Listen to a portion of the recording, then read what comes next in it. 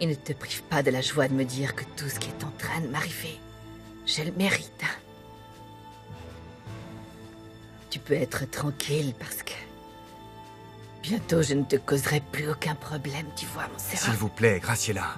Vous ne gagnez rien à faire du mal à Montserrat avec vos paroles. Vous feriez mieux de vous taire. Vous êtes celui qui se fiche le plus de ce qui m'arrive. Pourquoi vous ne me dites pas ce que vous pensez vraiment, hein? La meilleure façon de récupérer la fortune de votre père, c'est que je meure parce que vous savez que je laisserai tout ce que j'ai à mes enfants et mes petits-enfants. Maman, je t'en prie. Ne te mets pas à parler encore d'argent, pas maintenant, non! Montserrat et moi, nous sommes très inquiets à propos de ce qu'il vous arrive. Nous voulons vous aider. Je te demande de suivre les conseils du docteur Rico. Quand Dieu me prendra, tout ce que je lui demanderai, c'est d'avoir pitié de mon âme, parce que la seule chose qui me terrifie, c'est mourir seule. Je vais mourir toute seule, sans avoir eu l'amour de mes enfants ainsi que leurs parents. Montserrat, je t'en supplie, Montserrat, si tu m'es reconnaissante pour t'avoir donné la vie, ne m'abandonne pas. J'ai besoin de toi plus que jamais, mon amour.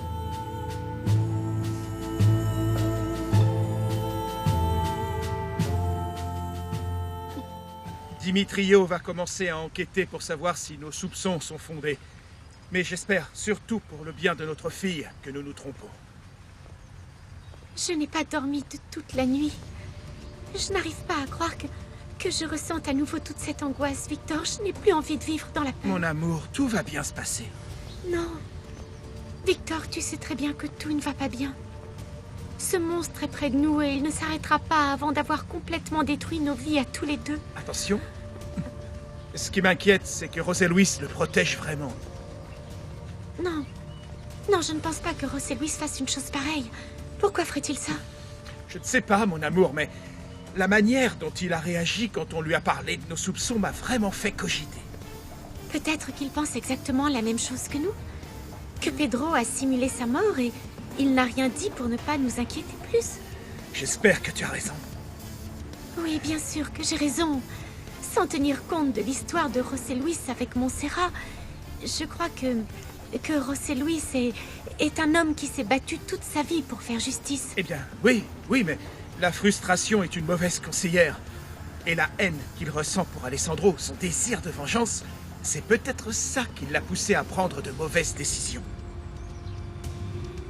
Il faut qu'on parle très vite à Alessandro et qu'on lui dise ce qui se passe, Victor. Il faut qu'il sache, pour être prévenu et pour protéger Montserrat et leurs enfants. Oui. Ne t'inquiète pas. Dimitrio m'a dit qu'il allait parler avec lui dès que possible. Le docteur dit que peu à peu je ne serai plus capable de bouger. Que mes jambes ne me répondront plus et que je pourrais perdre la parole et la vue. Oh, maman, arrête de te tourmenter avec ça, d'accord? Je veux te demander quelque chose. Qui va s'occuper de moi quand je ne serai plus capable de me débrouiller toute seule?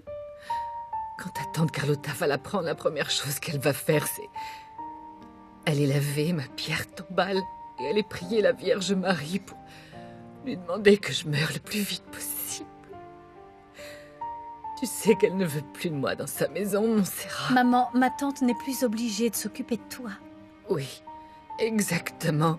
Elle non, mais toi et Dimitri aussi. Écoute, maman. Mon frère ne voudra pas que tu ailles vivre chez lui. En plus, il n'est jamais à la maison et il passe son temps à la base navale. Lui aussi va être content quand il saura que je suis sur le point de mourir. Oh, mais enfin, arrête de dire ça. Qu'est-ce que je vais faire, Montserrat? On en a parlé hier. T'as acheté une maison où tu pourras vivre. Tu peux engager une infirmière pour qu'elle veille sur toi jour Quelle et horreur! nuit. Quelle horreur de faire une chose pareille! Comment tu peux me dire ça? Au lieu de me proposer de vivre chez toi. Pour profiter de l'amour de mes petits-enfants pendant les derniers jours de ma vie, comment oses-tu me dire ça, Montserrat? Maman, le truc c'est que, tu sais quoi? Il faut que j'en parle avec Alessandro. Je t'en supplie, ma princesse. Convainc ton mari. Si tu ne le fais pas parce que je suis ta mère, fais-le par charité chrétienne. Je ne veux pas mourir toute seule, Montserrat. Non.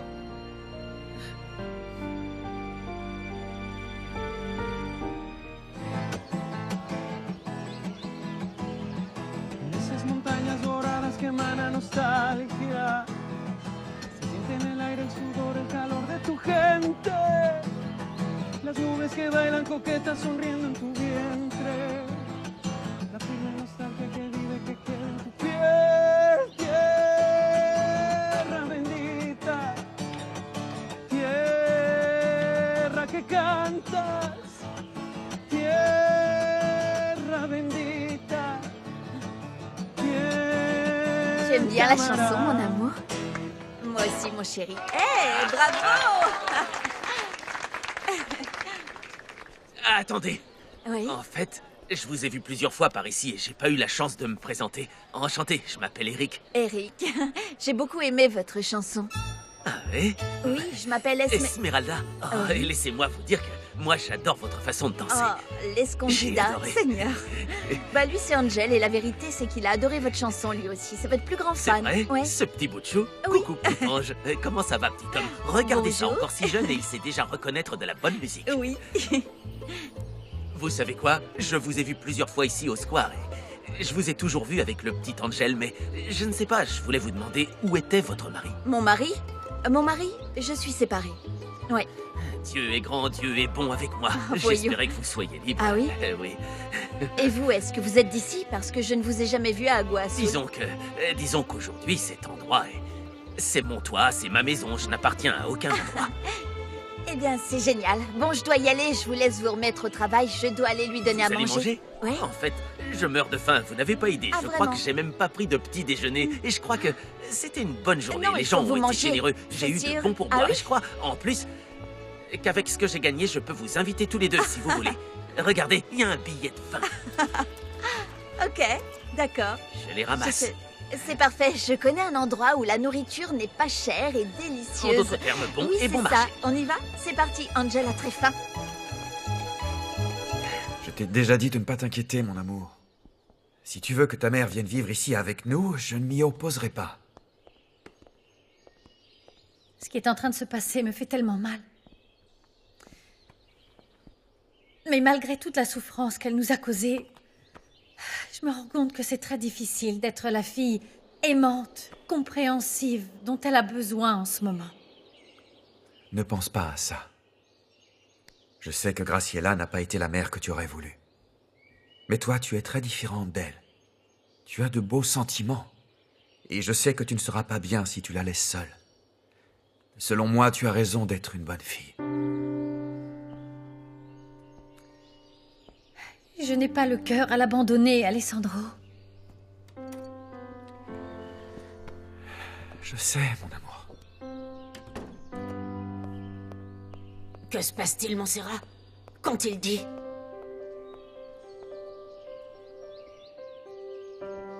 Pourquoi tu pleures, ma chérie? Graciela est gravement malade. Ils viennent de nous dire qu'il lui reste très peu de temps à vivre. Non, non, Carlotta. Macario et moi essayons d'adopter un enfant depuis pas mal de temps maintenant. Mais c'est vraiment très difficile. Il y a beaucoup de formalités dont il faut se charger. Et pour tout vous dire, je crois bien que c'est impossible. Mon enfant, je vous en prie, ne perdez pas la foi. Le problème, c'est que vous voulez adopter un bébé qui vient de naître. C'est beaucoup plus compliqué. Tout serait plus facile si vous vous décidiez à adopter un enfant un peu plus âgé. Oui, Carlotta, je sais, mais j'ai toujours rêvé de porter ma fille ou alors mon petit garçon et un enfant qui serait plus âgé. Ce n'est pas la même chose. Je veux pouvoir avoir des souvenirs de lui, bébé. Bon, et toi, qu'en penses-tu, Macario? Eh bien, je veux devenir papa. Et la vérité, c'est que ça m'est égal qu'il soit petit ou grand, mais je dois respecter les désirs de ma Dominga chérie, hein. Je suis heureuse parce que celle qui va s'en occuper, c'est moi. Ah.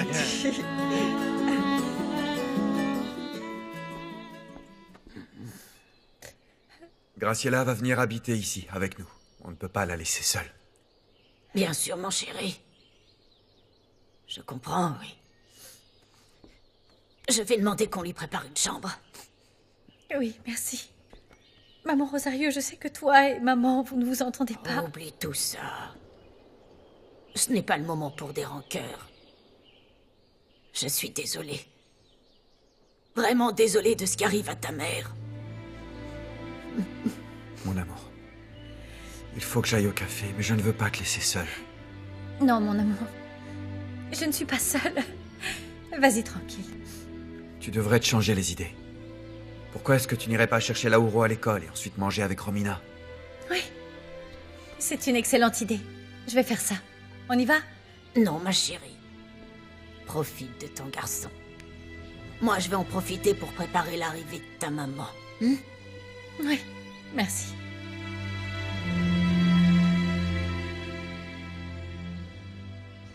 Écoute, mon enfant, tous les orphelins sont des enfants qui ont besoin de beaucoup d'affection et d'amour.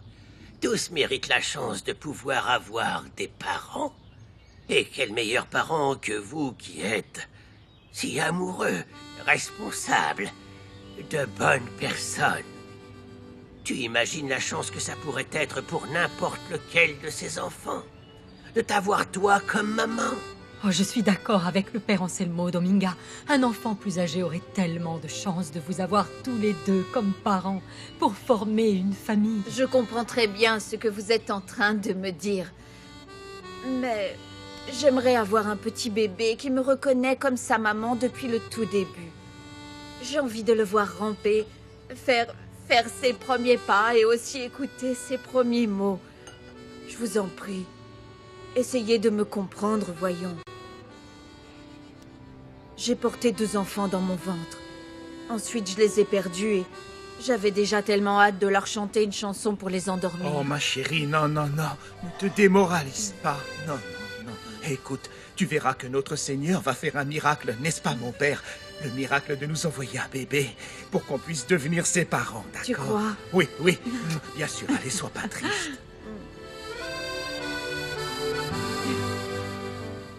Je ne comprends rien, Dimitrio. En fait, vous deux... Vous m'accusez de quelque chose? Calme-toi. On veut seulement te poser quelques questions.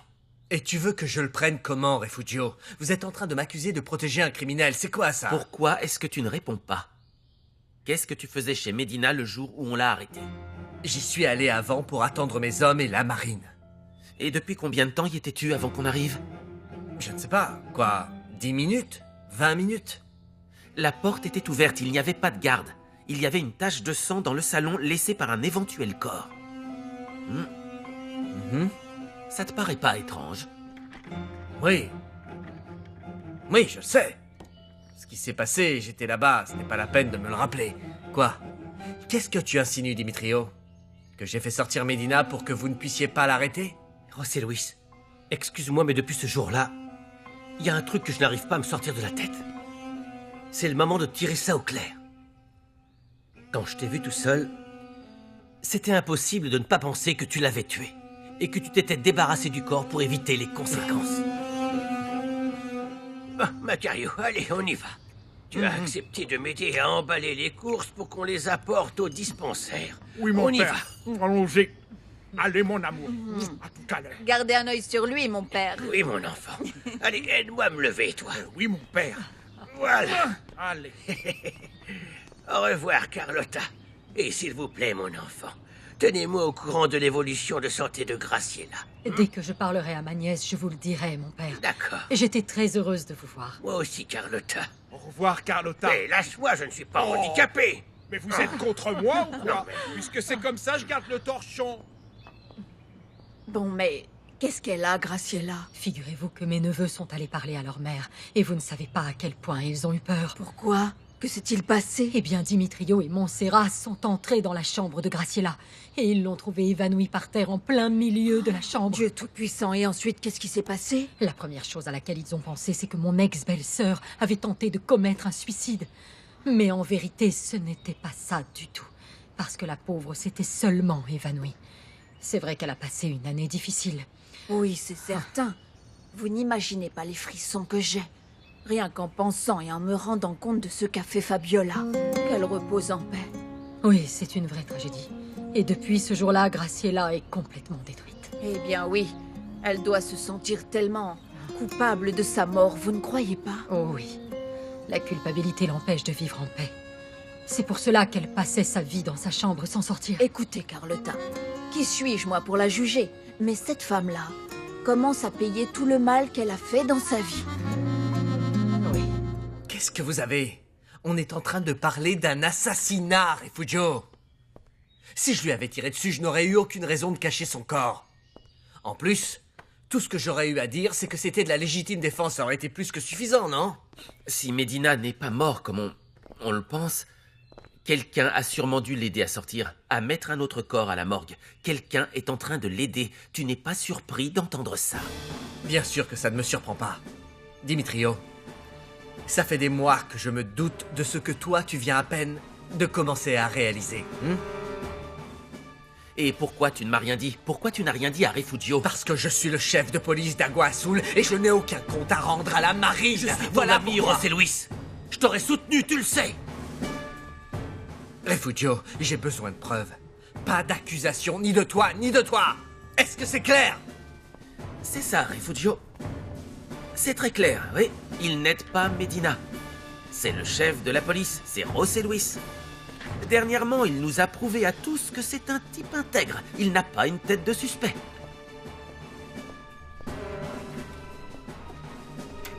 S'il te plaît, José Luis, dis-moi que les insinuations de Dimitrio ne sont pas vraies. Refugio, je ne vois pas pourquoi je répondrais à ta question. Tu me connais très bien. Tu sais qui je suis. N'oublie pas ce dont je suis capable. Ou incapable. Justement, c'est ça que je suis en train de te demander, José Luis. De ne pas oublier l'homme que tu es.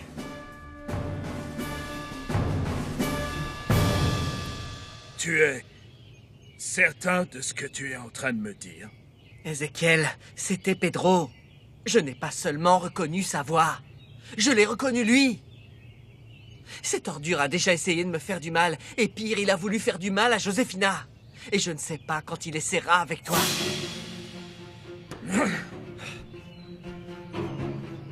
Il faut qu'on soit préparé. Il faut qu'on essaye de se protéger l'un l'autre. Hé, Pedro a un gros avantage sur nous, Ézéchiel. Il sait où on habite. Quelles sont nos habitudes. Il sait où sont nos familles. Les personnes qu'on aime. Il connaît tous nos points faibles. Alors que nous, on sait que dalle. T'as déjà pensé qu'il pouvait nous surveiller en ce moment même? Qu'il pouvait même nous écouter? Tu as Bien raison. sûr! Tu as vu toi-même comment il espionnait ma sœur. Il connaissait tous ses faits et Baisse un gestes. ton, tu veux, moins fort. Il faut qu'on le retrouve. Avant qu'il ne soit trop tard. On ne sait rien du tout. On ne sait pas où il se cache. On ne sait rien. Oui, je sais. J'ai essayé d'enquêter avec mes hommes. Et comme tu le sais, l'organisation me voit désormais comme le chef. Personne, absolument personne n'a entendu parler de Medina. Ézéchiel, mets-toi ça dans le crâne. Ce qui est évident, c'est que quelqu'un l'aide. Ce qu'on doit découvrir, c'est qui c'est. C'est le seul moyen qu'on a pour l'atteindre lui. Et c'est tout. Chut, voyons à ton faux. Tu calmes. Il faut qu'on se calme parce que ce que Pedro veut, c'est nous déstabiliser et nous faire peur, et c'est ce qu'il fait. Mais ce qui est sûr, c'est qu'il ne veut pas nous tuer. Sinon, il l'aurait déjà fait. Il veut savourer sa revanche. Et il va s'en prendre aux personnes qui sont les plus importantes pour nous. Il faut qu'on protège Carlotta, Josefina. Et ma sœur. Et ma nièce.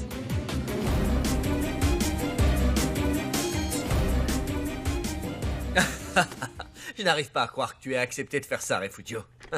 Je n'arrive pas à croire que tu viennes ici avec Dimitrio pour m'accuser de quelque chose alors que tu sais parfaitement que je suis incapable de faire ça. Je n'arrive pas à le croire. Ce que je n'arrive pas à croire, José Luis, c'est que tu aies oublié de me dire ce que tu sais sur Pedro Medina. Encore une fois, je te l'ai déjà dit. Je comprends que tu n'aies rien dit à Dimitrio, parce qu'en tant que chef de la police, tu ne veux pas impliquer la marine. Mais moi, José Luis, moi, ton ami, ton frère, qui a toujours été avec toi, qui a risqué sa vie pour toi après tout ce qu'on a vécu tous les deux. Ross et Louis, pourquoi? Pourquoi tu me mets à l'écart? Tu as raison, Refugio. Tu as raison et je suis désolé. S'il te plaît, pour la dernière fois, qu'est-ce que tu sais sur Pedro Medina? Je ne peux pas te le dire. Très bien. Comme tu veux. Quelle tristesse de me rendre compte que tu n'es plus le même.